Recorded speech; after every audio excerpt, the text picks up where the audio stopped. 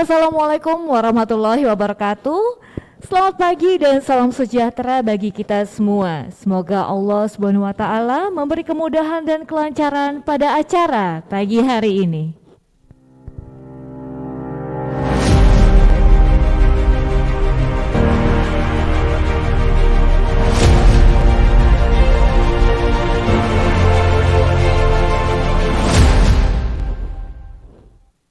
Terima kasih telah hadir bersama kita. Ada Dr. Denis Jakobus SPPK. Selamat pagi Dok. Selaku Managing Director PT Diagnos Laboratorium Utama TBK.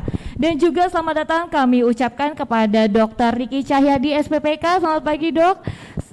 Beliau adalah manajer medis dari PT Diagnos Laboratorium Utama TBK. Dan kami juga mengucapkan terima kasih kepada rekan-rekan media yang telah bergabung melalui akun Zoom pada acara virtual press conference PT Diagnos Laboratorium Utama TBK pada pagi hari ini. Dan bersama saya, Pi Putri akan memandu jalannya hingga acara ini selesai. Sebelumnya kami mohon kesediaan kepada para peserta untuk menonaktifkan mikrofon Anda selama acara berlangsung. Dan bisa mengaktifkan mikrofon kembali pada saat sesi tanya jawab. Di mana agenda acara pada pagi hari ini antara lain akan diisi dengan peluncuran produk inovasi terbaru dari PT Diagnos Laboratorium Utama TBK, kemudian akan dilanjutkan dengan paparan produk, yang kemudian akan dilanjutkan dengan sesi tanya jawab. Saat ini vaksin COVID-19 menjadi perbincangan di hampir seluruh negara termasuk Indonesia. Mereka bertanya, apakah setelah divaksin seseorang dijamin memiliki kekebalan terhadap virus COVID-19? PT Diagnos Laboratorium Utama TBK berhasil melakukan inovasi yang bisa menjawab pertanyaan tersebut. Penasaran? Inovasi apa ya? Yuk kita saksikan inovasi terbaru Diagnos di masa pandemi ini.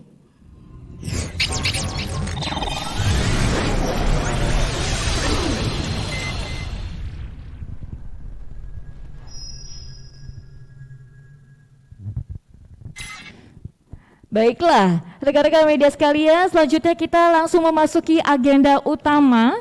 Oleh karena itu, saya langsung mempersilahkan kepada Dr. Riki Cahyadi SPPK selaku manajer medis PT Diagnos Laboratorium Utama TBK untuk menyampaikan paparannya. Kepada Dr. Riki, kami persilakan. Selamat pagi, terima kasih Mbak Putri. Selamat pagi juga, terima kasih untuk kehadirannya rekan-rekan media. Perkenalkan saya Dr. Riki Cahyadi, spesialis patologi klinik, selaku manajer medis dari PT Diagnos Laboratorium Utama.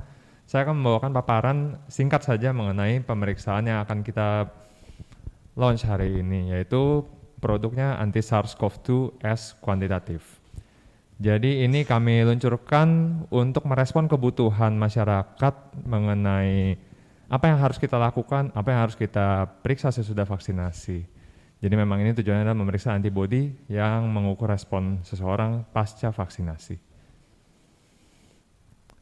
Outline-nya yang akan saya sampaikan adalah sedikit saja mengenai proses infeksi dan apa hubungannya proses infeksi ini dengan vaksin yang akan kita terima atau yang sebagian dari kita sudah terima. Kemudian bagaimana cara kita mengevaluasi efektivitas vaksinasi tersebut dan metode pemeriksaan yang kita sediakan di Diagnos. Ini mungkin gambarnya sedikit teknis, cuma saya rasa rekan-rekan media juga udah cukup seringnya melihat gambar ini. Yang di sebelah kiri itu ada gambar mengenai virusnya, virus SARS-CoV-2. Dan yang di sebelah kanan yang agak panjang itu adalah gen yang biasa kita periksa di PCR. Prinsipnya adalah cara virus ini menginfeksi sel di saluran napas kita itu terutama melalui protein S spike yang berbentuk seperti segitiga di bagian luar lingkaran virus tersebut. Jadi protein ini akan menempel ke reseptornya namanya S2 ACE2. Sesudah dia menempel baru dia akan masuk ke dalam sel dan menginfeksi. Jadi yang sudah kita lihat proses infeksi utamanya adalah melalui protein S ini. S ada dua macam proteinnya, S1 reseptor binding domain, S2 membran yang berguna untuk fusi membran. Nah, S1 reseptor binding domain ini adalah yang paling penting untuk menempel ke reseptor S2. Nah, kemudian mengenai vaksin. Rekan-rekan media juga sudah tahu ya, vaksin itu sebenarnya bukan teknologi baru, itu teknologi lama. Memang kita tujuannya adalah memberikan paparan penyakit, patogen, virus dalam hal ini ke orang yang seharusnya sehat dan bisa merespon dengan cara membentuk kekebalan terhadap virus tersebut. Di sini yang kita berikan adalah virus yang dilemahkan atau virus inaktif dari SARS-CoV-2. Harapannya, memang sesudah terpapar virus, kita bisa membentuk kekebalan. Kekebalan ini nggak spesifik hanya di protein S-nya saja, tapi karena yang kita berikan sepaket termasuk protein S-nya, harapannya adalah seseorang mempunyai antibodi terhadap protein S itu.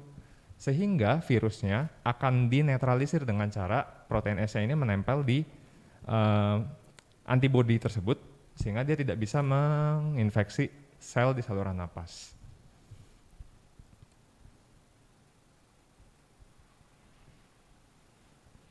Nah, disinilah yang kami luncurkan produknya anti SARS-CoV-2 S kuantitatif. Yang bisa kita bedakan dari produk antibodi sebelumnya yang sudah ada di pasaran, Eclia, itu akan disebut anti SARS-CoV-2. Di sini ada huruf S-nya, S inilah yang membedakan, karena kita mengukur antibodi spesifik untuk terhadap protein S ini. Jadi kami akan, dengan pemeriksaan ini kita bisa mengukur kadar antibodi yang menurut studi akan menetralisir virus dan mencegah infeksi ke sel saluran napas orang. Berbeda dari anti SARS-CoV-2 sebelumnya yang sifatnya lebih umum. Nah, respon ini bisa kita nilai setidaknya 7 hari pasca infeksi atau pasca vaksinasi. Sesingkat-singkatnya 7 hari. Dan harapannya kita mendapatkan kadar puncak ini sesudah 3 minggu, 1 bulan dari vaksinasi atau dari infeksi. Pemeriksaannya sederhana, pengambilan darah vena saja dari satu tabung sekitar 3-5 cc. Kita pisahkan serumnya yang berwarna kuning itu. Dan yang bisa kita sarankan adalah pemeriksaannya itu pertama, 2 minggu sesudah dosis pertama, yaitu sebelum dia melakukan vaksinasi booster dosis kedua. Yang memang pasti dijadwalkan 2 minggu sesudah vaksin pertama. Jadi sebelum menerima vaksin kedua, diperiksa dulu untuk menilai responnya, apakah dia sudah merespon dari dosis pertama. Dan sesudah dosis kedua, booster, kita bisa periksakan lagi 2 minggu sesudahnya.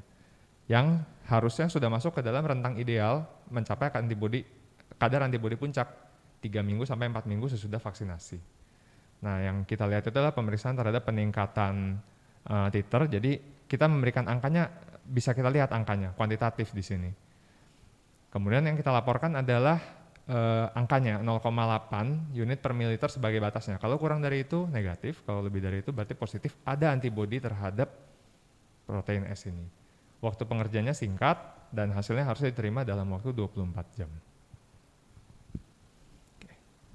Sekian paparan dari saya. Dr. Ricky Cahyadi SPPK. Baik, terima kasih Dok. Tadi pemaparannya kita sudah melihat di layar masing-masing. Nah, sekarang kalau tadi kita sudah membaca, melihat, mendengar paparan yang tadi sudah disampaikan oleh Dr. Ricky, sekarang kita akan memasuki sesi tanya jawab di mana kami yakin teman-teman, rekan-rekan media semuanya pasti banyak pertanyaan yang ingin ditanyakan, karena di pagi hari ini sudah hadir ada Dr. Ricky dan juga Dr. Denis yang akan menjawab pertanyaan dari rekan-rekan media. Kami persilahkan untuk rekan-rekan media, kita akan membuka di sesi pertama ini untuk 2 pertanyaan. Ya, ini kalau kita lihat di screen sudah banyak sekali pertanyaannya, dan sebentar lagi kita akan membaca apa saja pertanyaan yang sudah disampaikan oleh rekan-rekan media sekalian. Baik, untuk pertanyaan di sesi pertama ini, kami persilakan untuk teman-teman disebutkan nama dan mewakili dari institusi atau media mana. Ya.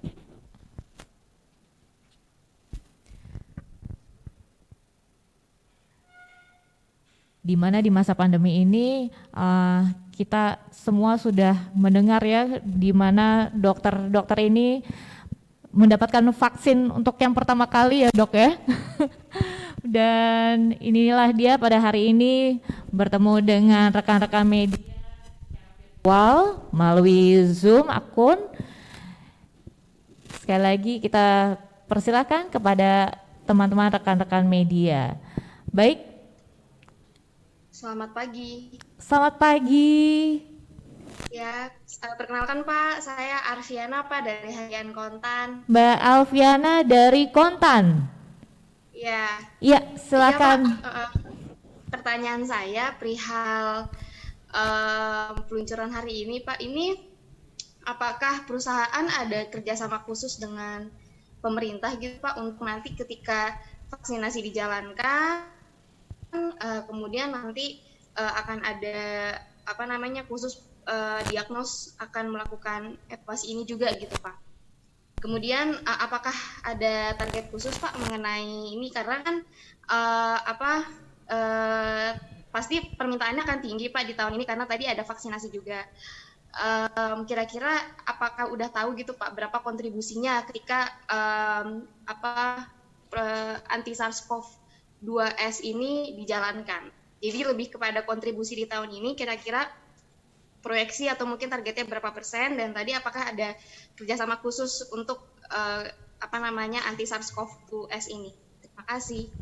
Terima kasih Mbak Arfiana Rahayu Kontan. Mungkin mau langsung dijawabkah dok atau langsung saja? Silakan Dr. Denis Jacobus SPPK, Managing Director PT Diagnos Laboratorium Utama TBK yang akan menjawab pertama ini. Silakan dok. Oke, terima kasih Mbak Putri. Selamat pagi teman-teman media. Terima kasih banyak untuk waktunya, untuk kehadirannya di acara press conference Diagnos pada pagi hari ini.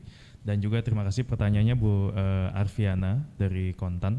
Memang kalau misalkan kita lihat saat ini program vaksinasi ini merupakan program yang diregulasi oleh pemerintah. Jadi suatu usaha yang merupakan kerjasama antara semuanya, karena pandemi COVID ini sendiri merupakan situasi yang kita hadapi bersama, dan ini tidak terlepas dari pemerintah, swasta, semuanya yang terlibat di Indonesia ini kita terlibat juga.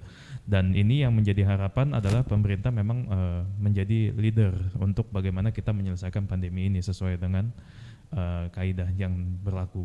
Dan ini untuk vaksinasi ini sendiri setelah saat ini kan memang sudah mulai diluncurkan, sudah mulai ada beberapa orang yang divaksinasi termasuk saya sendiri, dan juga ini tetapi kan akan muncul pertanyaan yang mungkin orang bertanya-tanya, sebenarnya vaksinasi ini bisa atau tidak, bagaimana dengan masih ada keraguan lah gitu.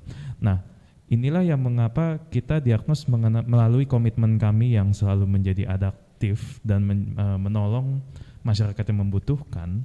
Kita menyediakan layanan ini secepat mungkin mengenai pemeriksaan antibodi kuantitatif ini. Karena ketika seseorang divaksinasi, bagaimana cara kita mengukur vaksinasi tersebut apakah berhasil atau tidak. Nah ini yang berdasarkan dari pemeriksaan ini. Jadi tetapi memang untuk pengadaan pemeriksaan ini sendiri, itu kita lakukan mandiri. Jadi apakah saat ini melalui kerjasama dengan pemerintah, saya bisa katakan untuk saat ini Diagnos mengadakan sendiri untuk pemeriksaan antibodi kuantitatif terhadap COVID ini gitu. Dan dengan adanya ini tentu harapannya juga selain juga menolong, tentunya juga memberikan kontribusi yang ada sebagian kontribusi untuk Diagnos sendiri, di mana kita prospektif. Kita sudah melakukan proyeksi, hitungan, dan harapan kita adalah dengan adanya produk ini, kedepannya dalam waktu 1 tahun ke depan dia akan memberikan kontribusi sekitar 10 sampai kurang lebih 10% sampai 12% dari revenue kami di tahun 2021, seperti itu. Baik, terima kasih Dr. Denis yang telah menjawab pertanyaan dari Mbak Arfiana Rahayu Kontan. Semoga sudah dapat menjawab pertanyaan tadi yang sudah disampaikan Mbak Arfiana Rahayu. Dan selanjutnya kita ada pertanyaan dari Gafur dari Investor Daily. Selamat siang, salam kenal, saya Gafur dari Investor Daily. Izin bertanya, rencana kerja dan target-target perseroan pada tahun ini, berikut rincian pertanyaannya. Yang pertama, berapa target laba dan pendapatan yang diincar oleh perseroan pada tahun ini dan seperti apa strateginya? Kemudian, apakah perseroan berencana untuk mencari pendapatan lain melalui diversifikasi bisnis? Kalau ada, bagaimana prospeknya dan peluang kontribusinya terhadap perseroan? Silakan, Dok. Oke, terima kasih.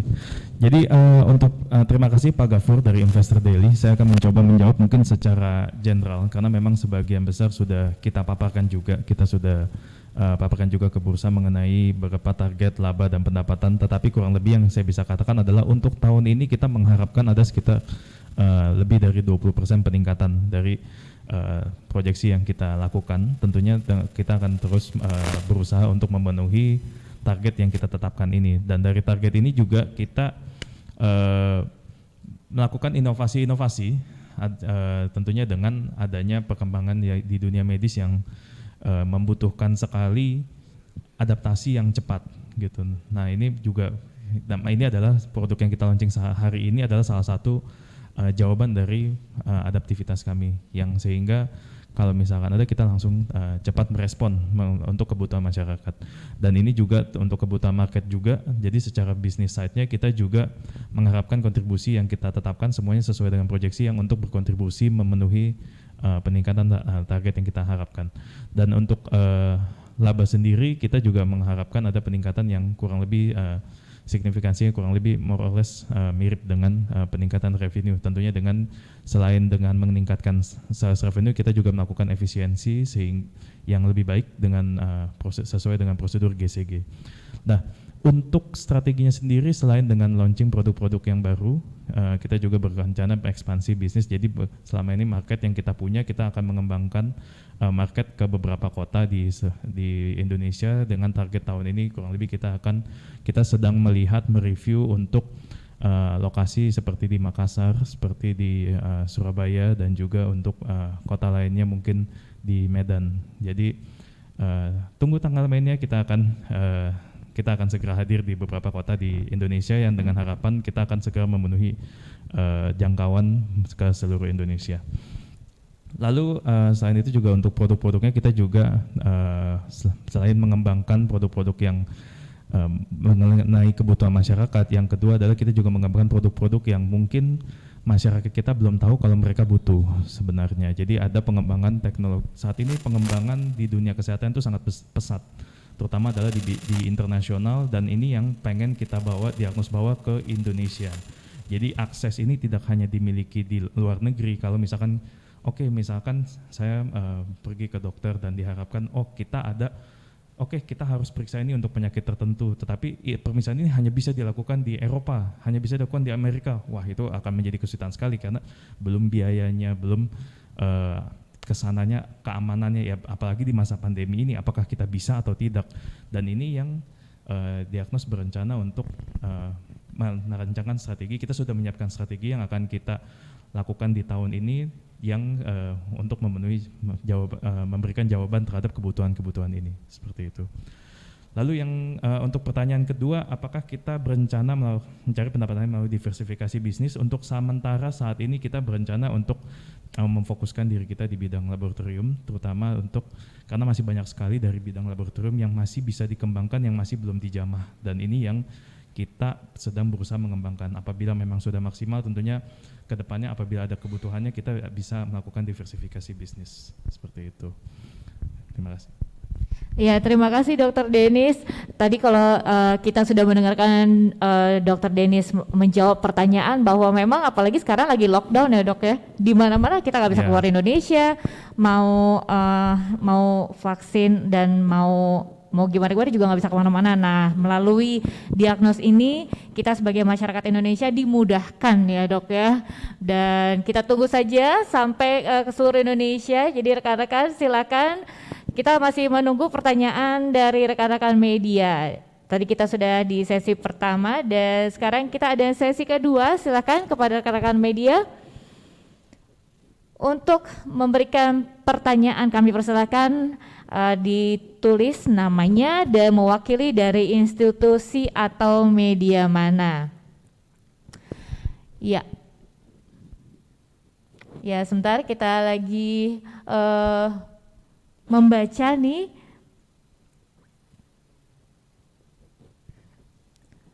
Oke, ini sudah ada dari sebentar.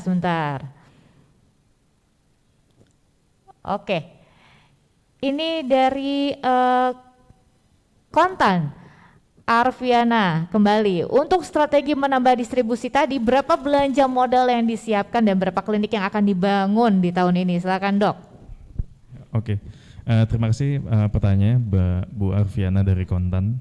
Untuk menambah distribusi ini, belanja modal yang kita siapkan adalah tentunya salah satunya dari pendanaan yang kita dapatkan dari IPO kita kemarin. Jadi kita menyisihkan mungkin kurang lebih sekitar 20 miliar.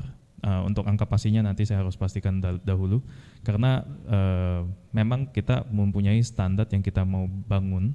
Kalau misalkan kita mau meluaskan jangkauan kita di beberapa kota besar, dan tentunya ini yang membuat perhitungan-perhitungan yang matang kita perlukan sebelum kita merilis data yang konkret. Saat ini kita sedang melakukan feasibility study di beberapa lokasi tersebut, dan rencananya kita tahun ini itu untuk cabang mandiri kita berencana membangun sekitar 3 di 3 kota yang kita sebutkan, tetapi bukan hanya bukan hanya bergantung kepada hanya 3 cabang mandiri tersebut. Kita juga memiliki strategi lain untuk masuk dan bekerja sama dengan fasilitas-fasilitas kesehatan yang tersedia di seluruh Indonesia, sehingga kalau misalkan ada kebutuhan untuk pemeriksaan laboratorium untuk meningkatkan standar atau untuk memenuhi mungkin beberapa daerah, kita sangat susah akses untuk pemeriksaan laboratorium, itu bisa bekerja sama dengan kita. Seperti saat ini kita juga bekerja sama untuk beberapa lokasi yang cukup dekat sih sebenarnya di Jawa Barat, tetapi mereka ternyata kesulitan, seperti di Purwakarta, Padalarang, mereka kesulitan untuk akses pemeriksaan laboratorium yang cepat dengan kualitas yang baik, seperti itu. Ya, terima kasih Dr. Denis yang telah menjawab pertanyaan dari Mbak Arfiana Kontan. Baik, apakah masih ada pertanyaan lainnya? Kita masih menunggu sesaat lagi. Iya. Nah, sepertinya ini pertanyaan berikutnya. Ya, kami mohon sabar rekan-rekan media. Oke.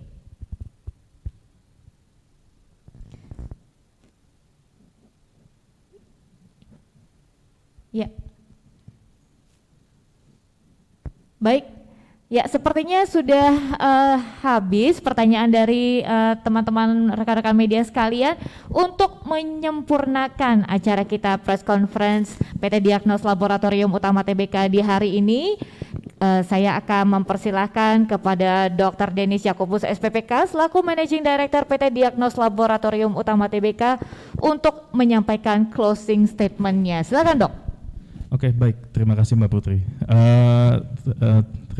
Pertama saya mengucapkan terima kasih untuk rekan-rekan media yang pada pagi hari ini bersedia hadir di acara press conference hari ini. Terima kasih untuk pertanyaan-pertanyaan yang diberikan, dan saya harap beberapa informasi yang kami berikan pada hari ini dari saya dan dari Dr. Riki bisa menjawab kebutuhan pertanyaan dari teman-teman media maupun dari masyarakat yang saat ini mungkin masih bertanya-tanya mengenai belum kenal lah dengan siapa itu Diagnos, dan terutama dan juga mengenai produk yang kami launching, apa sih itu pemeriksaan antibody vaksin.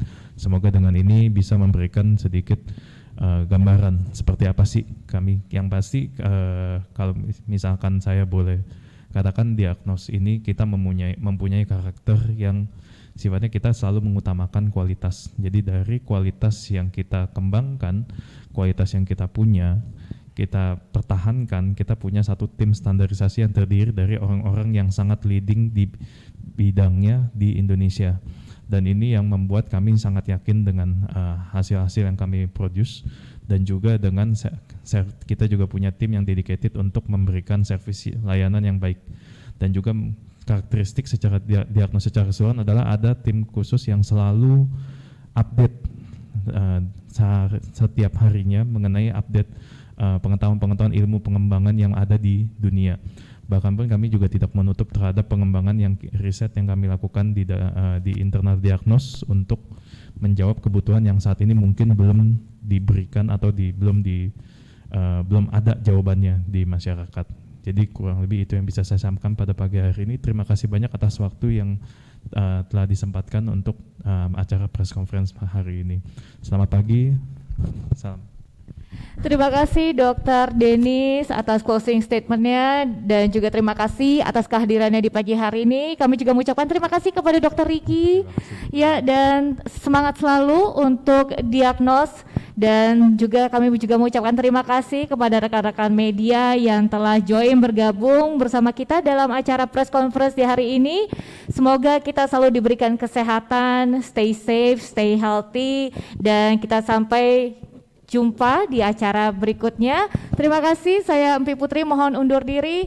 Wabillahi taufik wal hidayah. Wassalamualaikum warahmatullahi wabarakatuh.